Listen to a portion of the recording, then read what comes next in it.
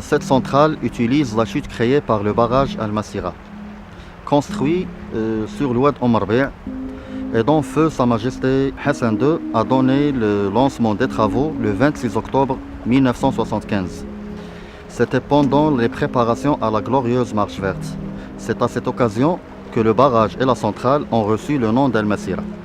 À l'époque, le barrage constitue le premier lac de retenue du pays, mais actuellement, il est deuxième après barrage Louhda. Bien sûr, ce site il est très particulier. D'une part, parce qu'il est le point d'interconnexion entre le réseau électrique nord et le réseau sud. En cas de délestage, il peut alimenter le sud en réseaux séparés. D'autre part, la retenue, elle constitue une sorte d'extension de réserve pour les 4 centrales en aval.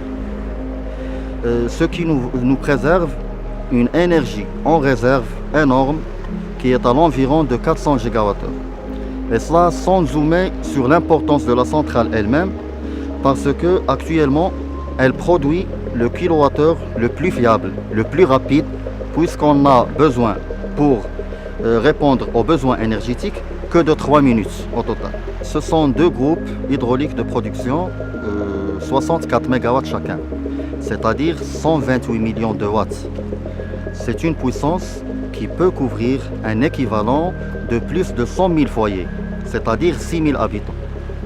La masse d'eau que contient ce barrage, elle sert à la fois pour la fourniture d'énergie et aussi pour contribuer à l'irrigation d'environ 100 000 hectares dans le périmètre de Doukala et Agda, et aussi la production en eau potable et industrielle pour les villes situées dans le bassin inférieur de l'Oued et aussi pour le périmètre côtier entre la ville de Casablanca et Safi.